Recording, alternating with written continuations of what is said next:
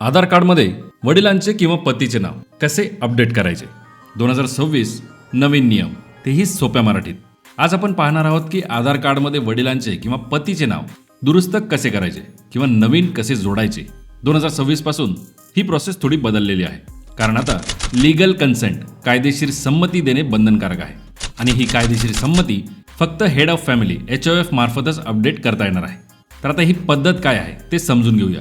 त्याआधी जर चॅनलवर नवीन असाल तर अवश्य सबस्क्राईब करा, बेल आयकन प्रेस करून ऑल नोटिफिकेशन सिलेक्ट करा.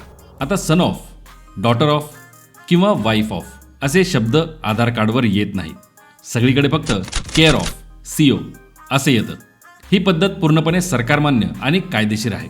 आधार कार्डवर आपल्या नावासोबत सन ऑफ यांचा मुलगा, डॉटर ऑफ यांची मुलगी, वाईफ ऑफ यांची बायको असा उल्लेख न येता आता फक्त केअर ऑफ असाच उल्लेख येणार आहे.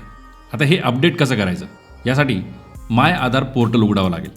ब्राउझरमध्ये माय आधार सर्च करा आणि सरकारचे ऑफिशियल पोर्टल उघडा. इथे आपल्याला लॉग इन करावं लागेल. हे लॉग इन करताना तुमचा आधार नंबर टाका, कॅप्चा भरून लॉग इन विथ OTPवर क्लिक करा. आता जो मोबाईल नंबर तुमच्या आधारशी लिंक असेल त्यावर एक OTP तुम्हाला मिळेल. तो OTP या ठिकाणी टाकायचा आहे. याचा अर्थ तुमच्या आधार कार्डवरील रिलेटिव्हचे नाव चेंज करायचे असेल तर तुमचा मोबाईल नंबर हा तुमच्या आधारशी लिंक असायला पाहिजे. आणि तो जर लिंक नसेल तर तो लिंक करण्यासाठी आता तुम्हाला कुठल्याही आधार सेंटरवर जायची गरज नाही. नवीन अपडेटनुसार तुमचा मोबाईल नंबरसुद्धा तुम्हाला घर बसल्या अपडेट करता येतो फेस ऑथेंटिकेशनद्वारे.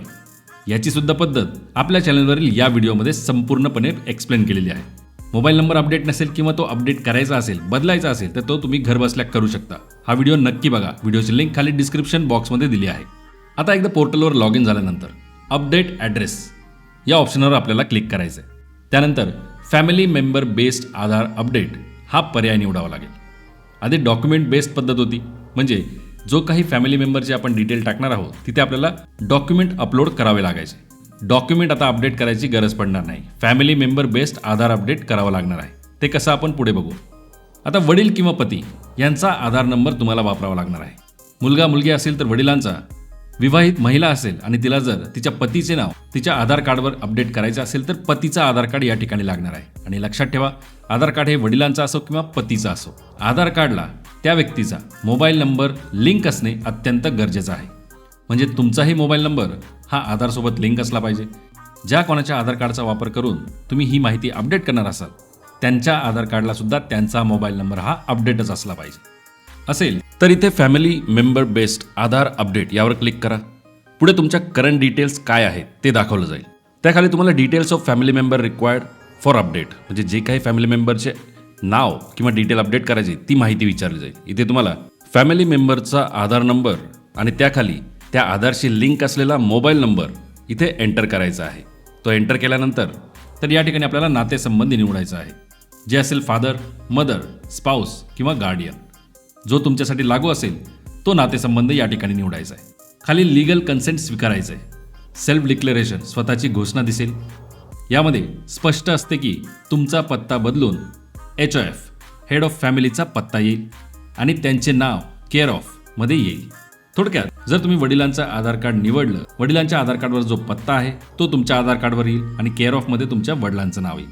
आता इथे आपल्याला डिक्लेरेशन ॲक्सेप्ट करायचं आहे. त्यासाठी ॲक्सेप्ट बटनवर क्लिक करा. आता मित्रांनो, हे अपडेट करण्यासाठी तुम्हाला इथे 75 रुपयांची फी भरायची आहे, जी आपल्याला ऑनलाईनच भरता येईल. ऑनलाईन फी पेमेंटसाठी UPI, नेट बँकिंग, कार्ड असे बरेच ऑप्शन आहेत. त्यापैकी उपलब्ध असलेल्या एका पेमेंट मेथडचा वापर करून 75 रुपयाचे फी पेमेंट आपल्याला करायचे. एकदा फीचे पेमेंट झाल्यानंतर सक्सेसचा मेसेज स्क्रीनवर दिसेल आणि इथे आपल्याला रिसिप्ट डाउनलोड करता येईल, कारण या रिसिप्टमध्ये असतो SRN नंबर, जो अत्यंत महत्त्वाचा आहे.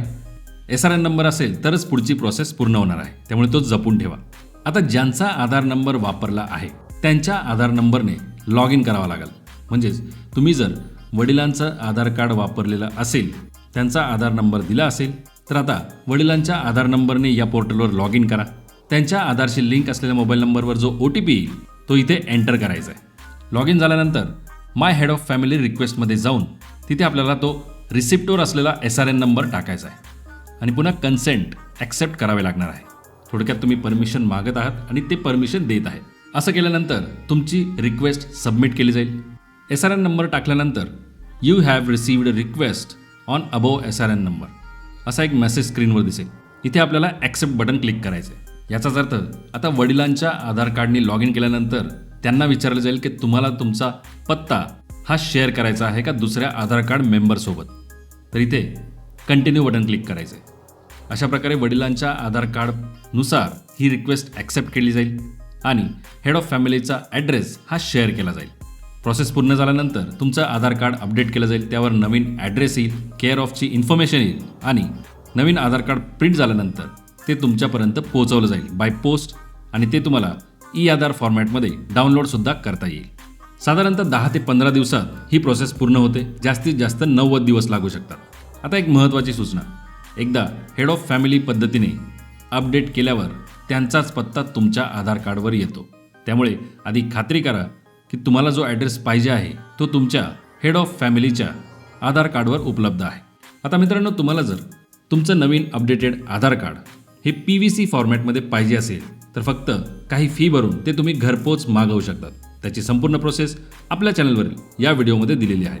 तो व्हिडिओसुद्धा तुम्ही इथे क्लिक करून बघू शकता.